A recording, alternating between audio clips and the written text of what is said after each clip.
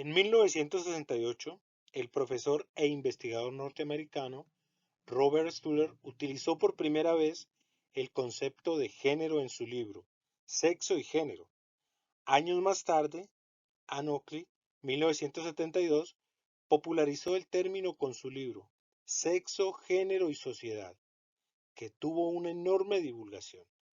Algunas feministas americanas se apoderaron pronto de este concepto porque les permitía sobrepasar el determinismo biológico que impedía la liberación de la mujer de la opresión patriarcal.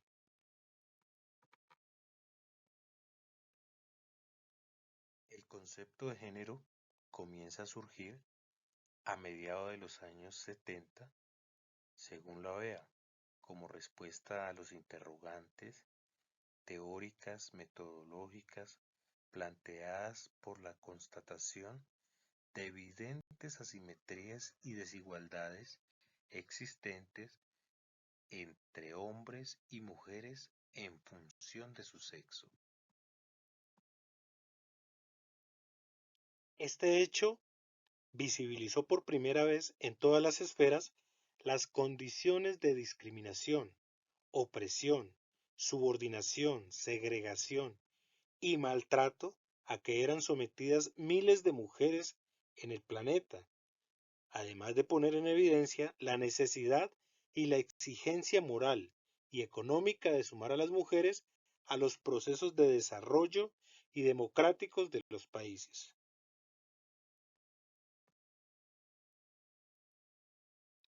La historia del concepto de género fue inicialmente concebida como una especie de difusión de la historia de las mujeres, permitiendo, según Natalie Simon Davis, 1976, redefinir sus objetivos en el sentido de descubrir las variaciones de los papeles y significados de los roles sexuales en diferentes sociedades y periodos, comprender lo que representaban y cómo funcionaban para mantener el orden social o promover su cambio. Fue Johann Scott, 1986, en el artículo El género, una categoría útil para el análisis histórico, quien teorizó este concepto, haciendo de él algo más que una moda académica y editorial, es decir, estableció una categoría de análisis histórico. Para Scott, el género no solo es la construcción social de la diferencia sexual, sino también una forma de significar las relaciones de poder. La relación de la historia de las mujeres, los derechos humanos y la construcción de la perspectiva de género se estructuró en cuatro grandes bloques. Primeras sociedades prehistóricas, Edad Media, del siglo V al XV, Edad Moderna, del siglo XV al XVIII y Edad Contemporánea, finales del siglo XVIII hasta el presente. En este último periodo se describe detalladamente, pues en su curso se marcaron hitos importantes en materia de equidad e inequidad de género. En la Edad Media, solo la mujer noble podía gozar de ciertos privilegios. Se encargaba del cuidado y la educación de los hijos, de la organización de los empleados de la casa y de la economía. Ocupaban un lugar importante durante la ausencia del esposo, común en épocas de guerra y cruzadas. Frecuentemente eran utilizadas como moneda de cambio para las uniones matrimoniales que servían para sellar pactos estratégicos o políticos.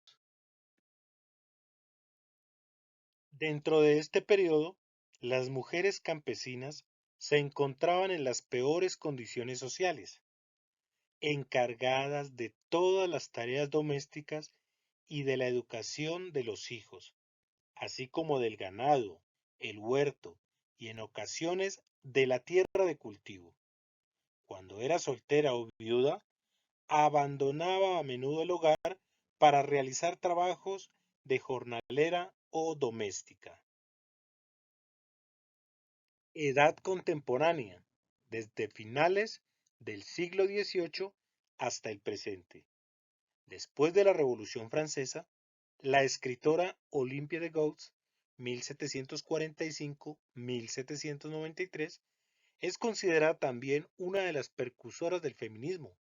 Fue fundadora de la Sociedad Popular de las Mujeres en 1791 y precursora de la Declaración de los Derechos de la Mujer y de la Ciudadanía en 1789, en respuesta a la Declaración de los Derechos del Hombre y el Ciudadano, propuesta en la Revolución Francesa. Este documento reconoce y declara los derechos de las mujeres y es considerado uno de los discursos más brillantes y radicales en favor de la reivindicación de las mujeres. De Gouges reclamó también un trato igualitario de la mujer con respecto al hombre en todos los aspectos de la vida, públicos, privados. Entre esto, el derecho al voto, a ejercer cargos en el gobierno, a hablar en público sobre asuntos políticos, a la propiedad privada, a la participación en el ejército, a tener igualdad de poder en la familia y en la iglesia, así como la educación. La escritora fue acusada de intrigas y guillotinada por haberse osado a creer y exigir los derechos que la Revolución Francesa había ganado para los hombres libres y ciudadanos. Esta líder es reconocida por discutir la falsa universalidad que esconde el término de hombre, que es el real significado de varón. Además, por hacer referencia al paradigma de la naturaleza como fundamento de las inequidades existentes. Para ella, la situación de subordinación y discriminación que viven las mujeres es un estado de degeneración respecto a la armonía inicial de los sexos.